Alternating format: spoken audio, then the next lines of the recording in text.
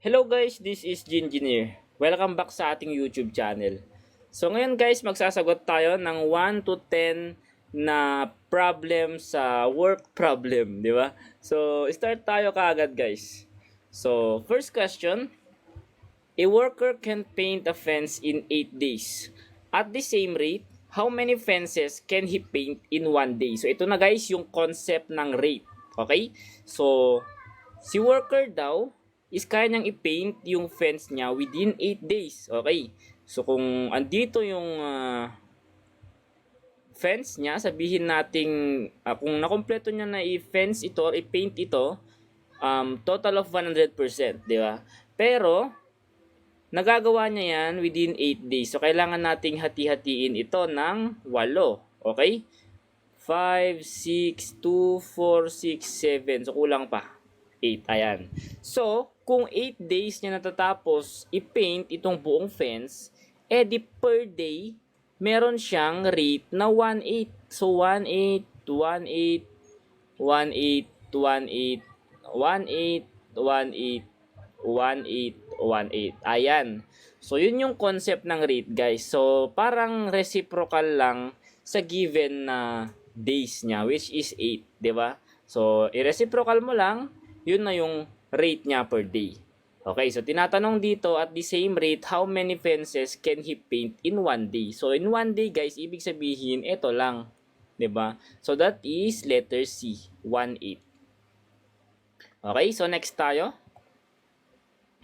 A pipe fills a tank in 6 hours, while another pipe fills the same tank in 3 hours.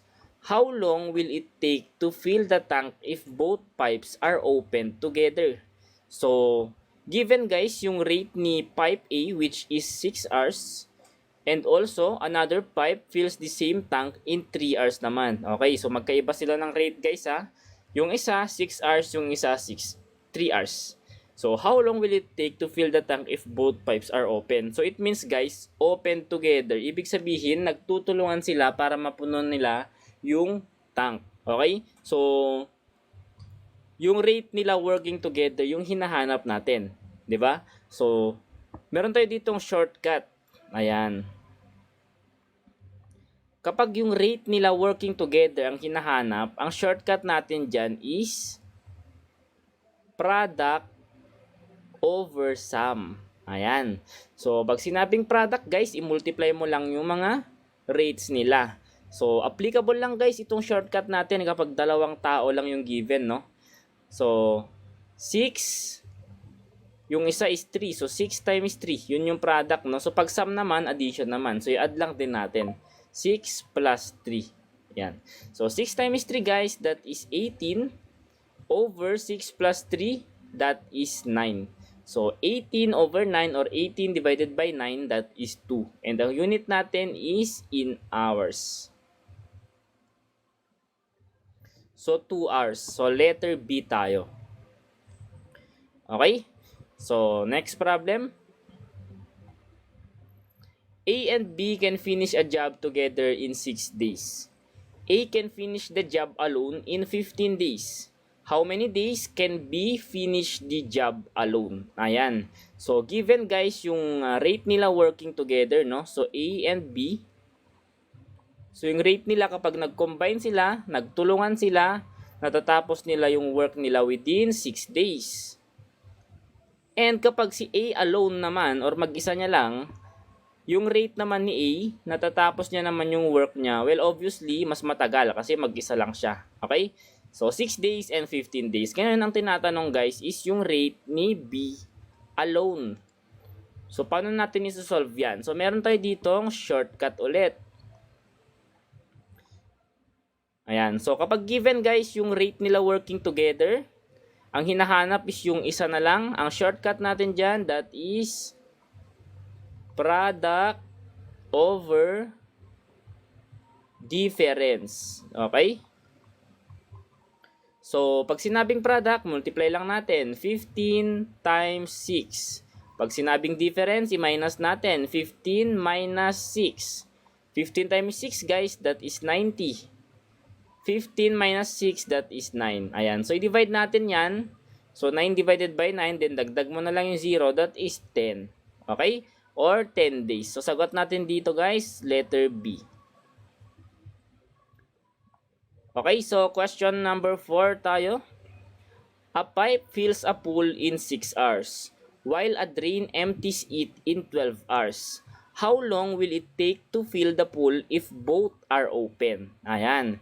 So, given guys, yung rate ni A, nagdadagdag siya, no? So, ang rate niya is 1 over 6 hours, so 1 over 6. Ngayon, may isa pang drain. Ang problema kasi dito, yun nga, drain. So, nag-empty siya. So, parang nagbabawas siya ng tubig. Okay? So, ang rate naman niya is 12 hours. So, that is 1 over 12. Ang kaso, hindi natin to pwedeng i-add. Kasi nga, hindi naman sila nagtutulungan. Yung isa nagdadagdag, yung isa nagbabawas. Okay? So, ang formula natin dito, hindi na tulad nung dati na i-add natin or yung product over sum. Siyempre, mag-iiba na. Pero kung gagamitin natin yung formula, di ba ganito yon? 1 over 6 minus 1 over 12, magiging minus yung nagde-drain, is equal to 1 over x. So kapag sinolve natin to using the formula natin, kukunin mo yung LCD, di ba? And then 12 yung LCD divided by 6 times 1, that is 2.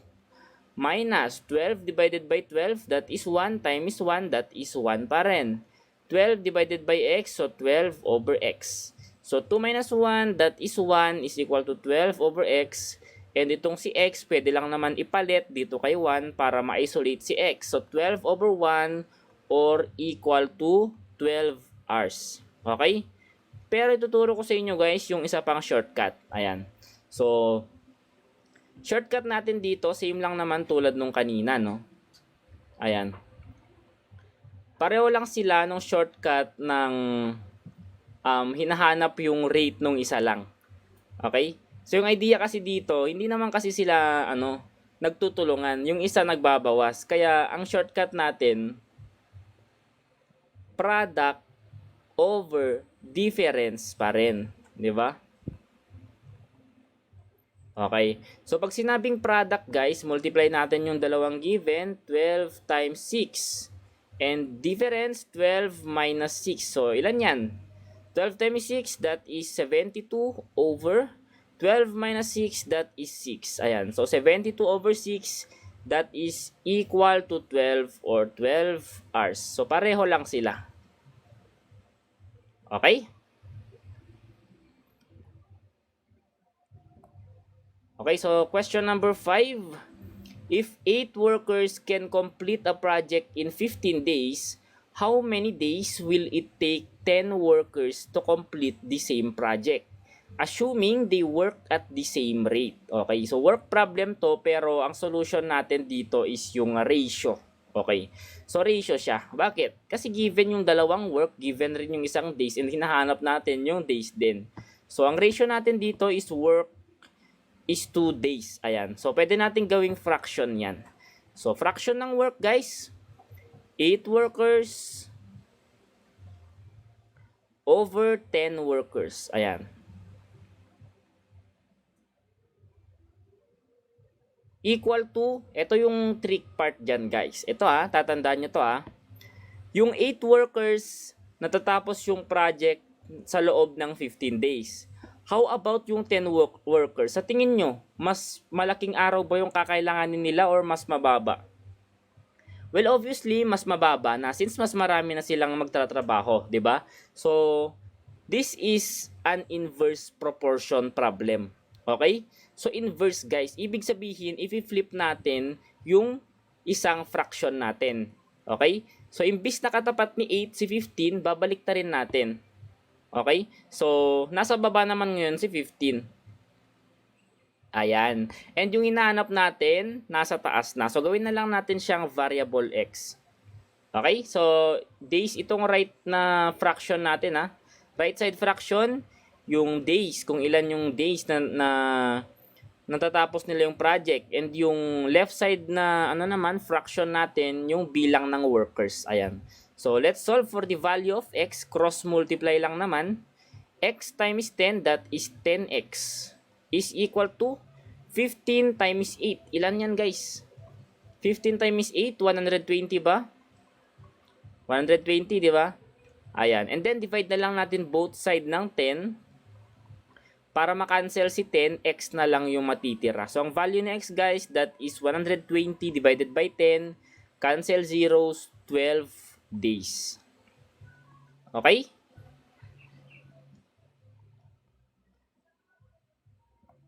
Next problem, guys. Question number 6. Max can finish a job in 12 days, while Sam can finish the same job in 18 days.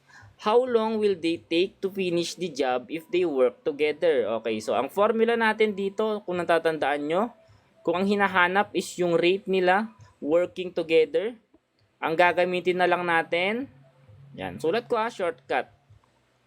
Product over sum. Ayan. So, pag sinabing product, multiply natin yung mga given. So, 12 times 18. And yung sum naman, that is 12 plus 18. So, 12 times 18, syempre, mahirap. I-multiply muna natin. Okay? So, 2 times 8, 16 carry 1, 2, 3. And then 18, 6, 11 carry 1, 216 yung nasa numerator. Over 12 plus 18, that is 30. Ayan. So, i-divide pa natin ito. So, 216 divided by 30. So, naku, nagkataon pa na ganito, no? Pero, sige. So, try natin si 7. So, 7 times 30, that is 210. Diba? Pag minus natin, 6. And then, since mas maliit na tong si 6, maglalagay tayo ng decimal point before mag-add ng 0. So, 60 divided by 30, that is 2. And 60 na to, so 0. So, final answer natin dito, guys, 7.2 days. Okay, so next question. Question number 7. A can finish a job in 12 days, B in 18 days, and C in 36 days. How long will they finish the job together? So, tatlong given na, no? Tatlo na yung given na rates nila. So, ang gagamitin na natin, guys, yung formula talaga natin for work, di ba? Hindi na tayo gagamit ng shortcut. So, 1 over A plus 1 over B plus 1 over C, since tatlo sila hanggang letter C, or tatlong rate, is equal to 1 over X, or itong rate nila working together. So, ito yung hinahanap natin, si variable X. So, plug in lang muna natin, guys, yung mga values. So, rate ni A, that is 1 over 12. Rate ni B, that is 18. Plus rate ni C, 1 over 36. Is equal to 1 over X. Ayan. So, para mapadali yung pagsosolve natin, kunin natin yung least common denominator. Kasi tandaan nyo, magkakaiba yung mga denominators ng mga yan. Okay? Ayan. So, bakit X to? So, anong LCD ng 12, 18, and 36? So, ang technique dyan, titignan mo yung pinakamalaking number. So, 36. So, tatanungin mo, divisible ba yung 36 sa 12? Yes, divisible. Divisible ba yung 36 sa 18? Yes, divisible. So, yun na yung LCD niya, 36. So, 36 divided by 12, that is 3 times 1, so 3 pa rin. Plus, 36 divided by 18, that is 2 times 1, so 2 pa rin. Plus 36 divided by 36, that is 1 times 1, so 1 pa rin. And then, 36 divided by X, or 36 over X. Ayan. So, ayusin lang natin to. 3 plus 2 plus 1, that is 6, is equal to 36 over X. And pwede lang ipalit si 6 and X, so magiging X is equal to 36 over 6, or that is equal to 6 days. Diba? Ang dali lang, guys. So, letter B. Question number 8. A can finish a job in 20 days, while B can finish it in 30 days. After working together for 6 days, what fraction of the work remains?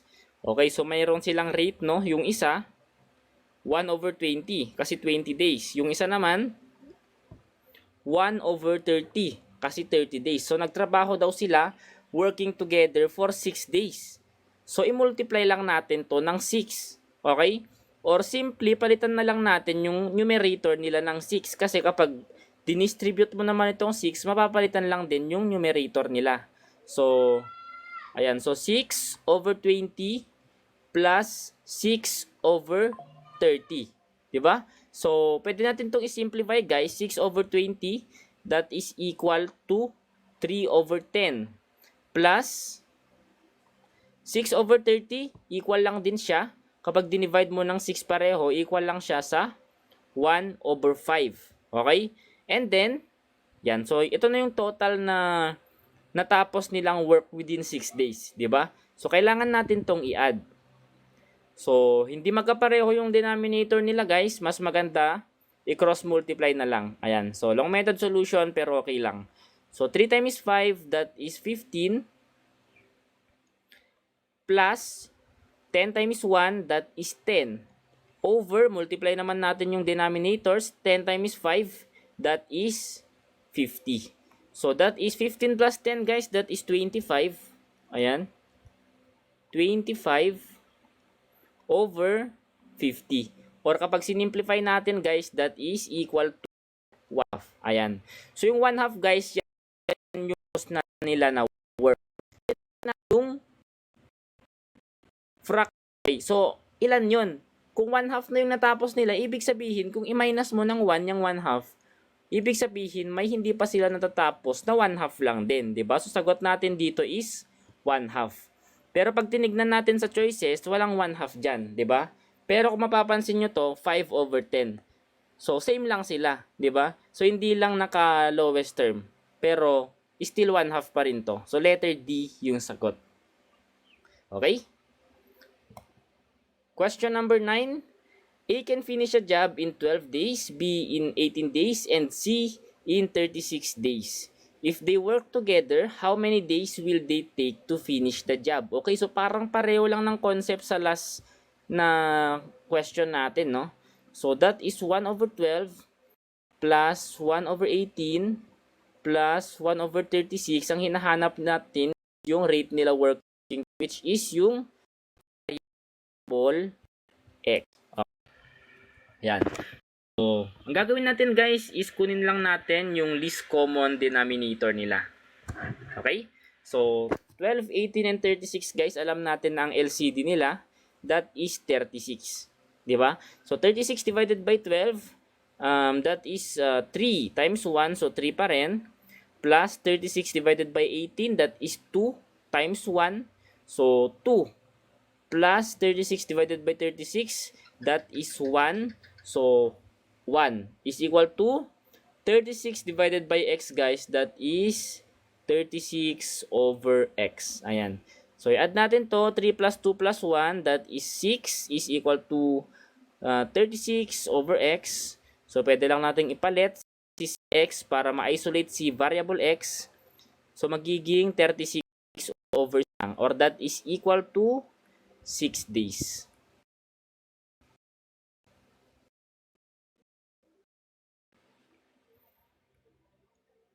Yan. So, next problem tayo. So, question number 10. Liza, Mark, and Rina can finish a project together in 4 days.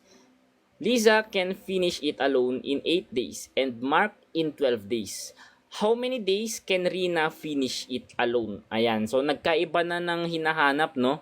So, given na kasi yung rate nung tatlo, so si Liza, si Mark, and Rina, kapag nagtulong-tulong sila, yung rate nila is within 4 days na lang nila natatapos yung project. So, that is, yan, so isulat ko muna yung formula guys. 1 over A plus 1 over B plus 1 over C is equal to 1 over X. Ayan. So, ito yung given guys, yung variable X, since yung rate nila working together ito. Okay? So, plug in natin guys yung given, which is yung 4 days, so 1/4 ito. Si A naman guys, sabihin na lang natin kay Liza. Kay Mark naman si B, and si Rina is si C. Okay, so 1 over A, si Liza, ang rate niya is 1/8. Plus, yung kay Mark naman, that is 1/12. Plus, yung kay, so wala no, kasi siya yung hinahanap natin. So that is 1 over C. Ayan. So, same lang naman guys nung kanina. Kunin lang natin yung least common denominator ng mga numbers natin, no? So, 8, 12, and 4. Anong least common denominator natin dyan? Ayan, so that is 24, di ba? Kasi yan lang naman yung least na number na divisible sa 8, 12, and 4. Okay? So 24 divided by 8, that is 3 times 1, so 3 pa rin, plus 24 divided by 12 times 1, so that is 2. Plus 24 divided by C, so 24 over C. Equal to 24 divided by 4, ilan yan? That is 6. Ayan, so ilipat na lang natin ito guys, yung 3 plus 2 sa kabila para maiwan lang yung may variable C. Ayan. So magiging 24 over C is equal to 6. Magiging minus na to, no? 3 plus 2, 5. Pag nilipat, magiging minus 5. So, lipat lang natin tayo dito. 24 over C to 1 na lang since 6 minus 5 is 1. Okay? So, pwede nang ipalit ito.